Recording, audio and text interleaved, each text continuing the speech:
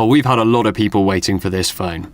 If you're after a quick judgment, then I'll start by saying it's definitely worth that wait. There are a lot of details to go over, but I don't mind starting this review by saying the S60 is the best rugged smartphone available. Of course, it also commands a pretty high price, so if you want to know why you should buy one, listen on. Starting off on the spec sheet, the S60 beats all the competition in this category.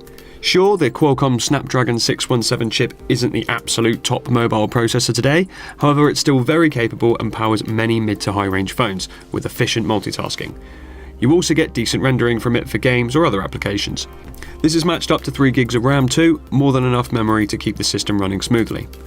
A generous 32 gigs of storage has been provided, plus the almost stock Android 6 installation allows for SD cards to be formatted as internal storage. Would have been nice to have had a full HD panel, but the 720p 4.7-inch screen is respectable enough and also serves to limit the power draw.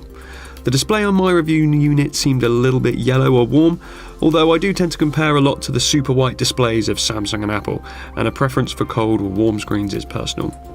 The colour profile may also help with the readability in direct sunlight. Corning Gorilla Glass 4 sits on top of the screen to prevent scratches. Even with pretty rough treatment, I'm yet to see any deep nicks or scoring. Now, Cat don't advertise the S60 screen as being unbreakable. For that reason, I didn't go out of my way to properly wallop it, and neither should you.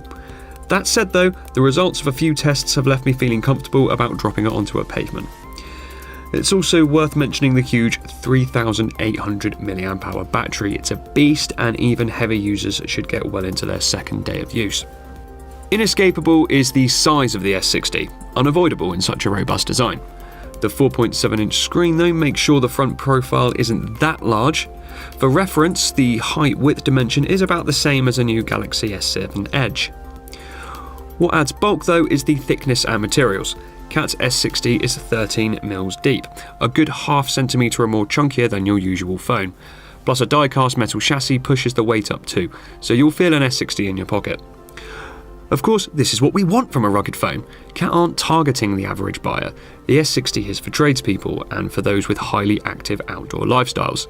With this in mind, I actually consider the S60 to be a fairly handsome product. Silver trim covers the sides and breaks up the front and back. Splashes of cat brand yellow appear here and there. The backplate has a cool carbon fibre effect to add grip. Even the bump for the flare lamp has been neatly folded into the overall silhouette. It seems a lot of thought has been put into the modelling of this phone. The Android system buttons are physical buttons with satisfying click and travel. The same is true of the volume, power and programmable key. Overall, the build is solid and inspires confidence that it will perform as advertised. Android 6 Marshmallow is installed and it's very close to stock, although there are a few tweaks and additional apps. All new Marshmallow features are present, including the permission structure, battery management and formatting SD cards as internal storage. In the settings, all usual Android options are available, with a couple of extras for setting functions for the programmable and SOS buttons.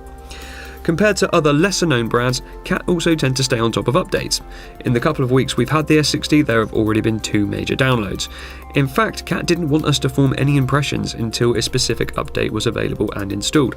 This strikes me as a company interested in making sure the consumer experience is a good one. A few added apps sit in the app drawer. The full written review underneath covers these in depth. Mostly these boil down into a hiking app with lots of useful on-screen information, an SOS messaging system, audio profiles, and an interesting personal assistant tool for pulling up info about the phone. You'll also find the App Toolbox, a sort of shopping window for finding new apps on Google Play.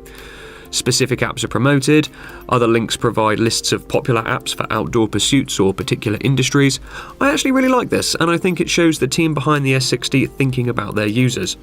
Google Play can be a confusing minefield to a novice user, so having this additional layer, whilst in some ways an abstraction, is a helpful addition.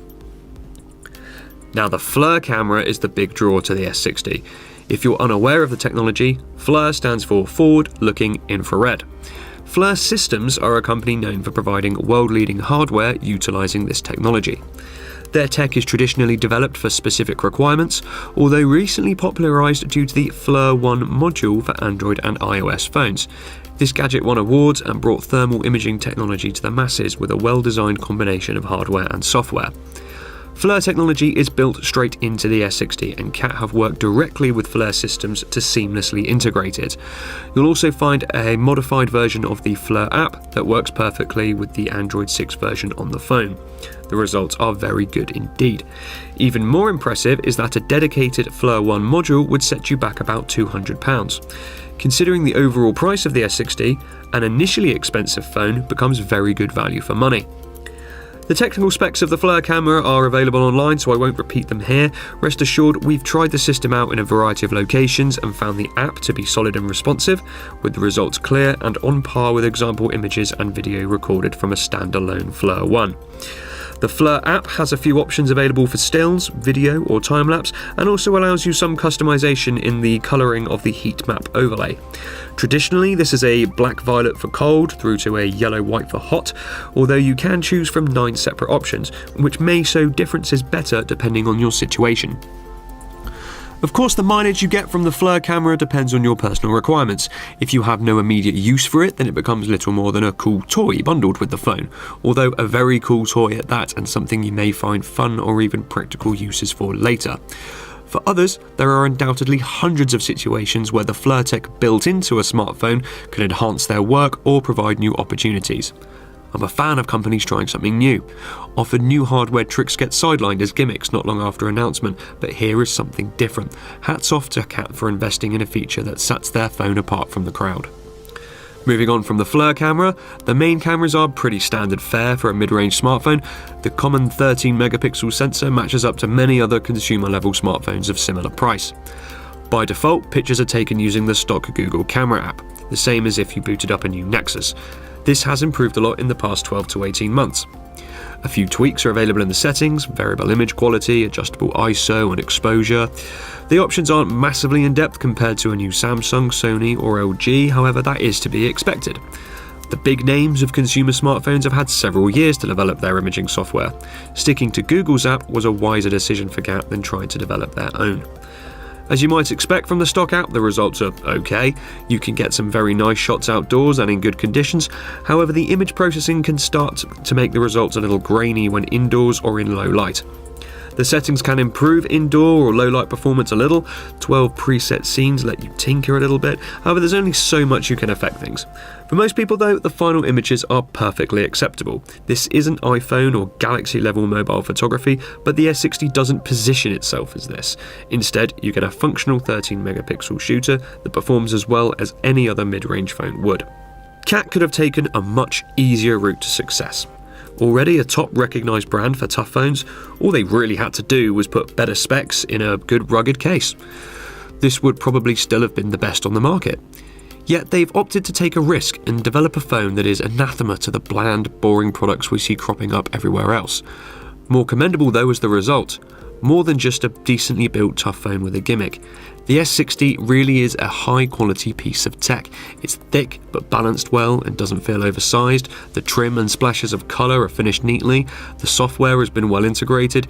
Even the hardware bump for the camera has worked in smoothly with nice edging and branding to make it part of the phone, not just an afterthought. Until now, the word tough preceding the word smartphone was a kind of justification. You could say something along the lines of, the phone isn't great, but that's fine because it's been made tough. Cat can banish that train of thought now. The S60 stands on its own. Of course, it's not for everyone, but neither's an iPhone, neither's a Samsung. Every brand differentiates with individual features. The S60 has thermal imaging and a rugged build to stand apart. However, it's a good smartphone first, and that's an important distinction. It can't be denied it costs more than your spare change to buy an S60, although if you're part of the target market, the price is easily justified. Cat have raised the bar for this category of phones. The bottom line is, if you want the best rugged Android in 2016,